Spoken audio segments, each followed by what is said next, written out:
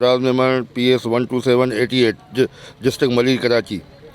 सब का पहिरीं त असां UC मुराद मेमन जी पूरी तंदीम जे तरफ़ां ऐं डिस्ट्रिक्ट प्रेसिडेंट कायम मक़ाम अदील अख्तर शेख साहब, general secretary minister Mohammad Sajid Jokhio साहब, इंफॉर्मेशन सेक्रेटरी मीर अब्बास टारपुर साहब ऐं असांजे PS 127 जे सदर जान मोहम्मद बलोच साहब, जनरल सेक्रेटरी सलीम मेमन साहब, इंफॉर्मेशन सेक्रेटरी आगा करीम खान साहब ऐं बिलावल भुट्टो साहब ऐं असांजे कराची डिवीज़न जो सदर सईद गनी साहब, उन्हनि जो असां पूरी UC मुराद मेमन जे तरफ़ां तहे दिलि सां शुक्रगुज़ार आहियूं जिन असांजे मथां एतमाद कयो ऐं पार्टी जी ज़िम्मेदारी असांजे मथां आयद कई।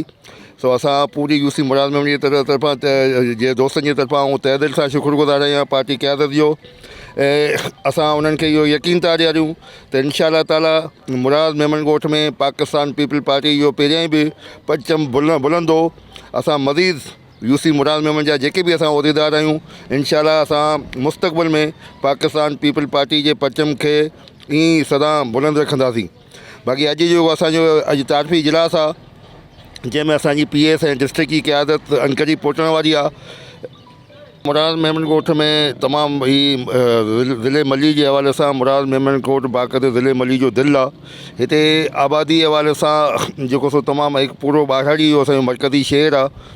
हिते असांजा नौजवान बि वॾी तइदाद में आहिनि। असांजी पाकिस्तान पीपल पार्टी जेको गवर्नमेंट तरक़ियाती कम जे हवाले सां काफ़ी हिते कम कराया आहिनि, पर उन बावजूद बि हिन वक़्तु असांजो जेको मेजर जेको इशू आहे मुराद मेमन ॻोठ जो उहो असांजो पीअण जो साफ़ पाणी जो जेको इशू आहे, जंहिंजे हवाले सां बि जेका मेन उमर सन खां जेका लाइन अची रही आहे, जेका CM सिंध साहब जेको इहो प्रोजेक्ट ॾिनो उन खां पोइ इहो इंशा ताला अगरि इहा लाइन पाणी जी असांजे मुराद मेमन ॻोठ ताईं पहुची वई त असांजो जेको मेजर इशू आहे मुराद मेमन ॻोठ जो पीअण जे पाणी जो उहो हल थी वेंदो।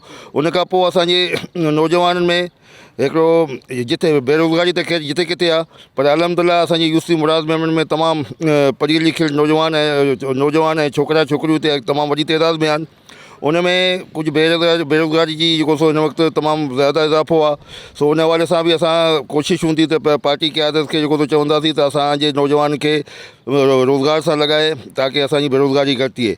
उन खां पोइ असां वटि हिते एजुकेशन जा इदारा बि आहिनि, पाकिस्तान पीपल पार्टी हिते क़ाइमु कया आहिनि। शहीद ज़ुल्फ़िकार भुट्टो लॉ कॉलेज बि आहे, डिग्री साइंस कॉलेज बॉयज़ बि आहे ऐं असांजी हींअर पाकिस्तान पीपल पार्टी मुराद मेमन गर्ल्स डिग्री कॉलेज जो क़याम जो बाक़ाइदे हिते क़याम जो ऐलान कयो आहे।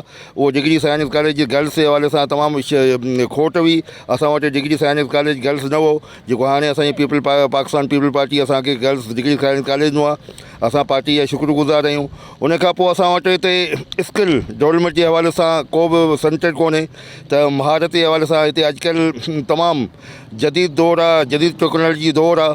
असां चाहियूं था त असां पंहिंजे नौजवाननि खे इन जदीद टेक्नोलॉजी जे हवाले सां आरसा करियूं, जंहिंजे हवाले सां असांजी जेका फ्यूचर में जेका डिमांड आहे UC जी, त असांजे मुराद मेमन में स्किल डेवलपमेंट जे हवाले सां हिकिड़ो सेंटर क़ाइमु कयो वञे ताकी उहे असांजा नौजवान मुख़्तलिफ़ फील्ड में उहा स्किल डेवलपमेंट जी एजुकेशन हासिलु करे मुख़्तलिफ़ इदारनि में पंहिंजो रोज़गार हासिलु करे सघनि। बाक़ी त वॾी महिरबानी इंशा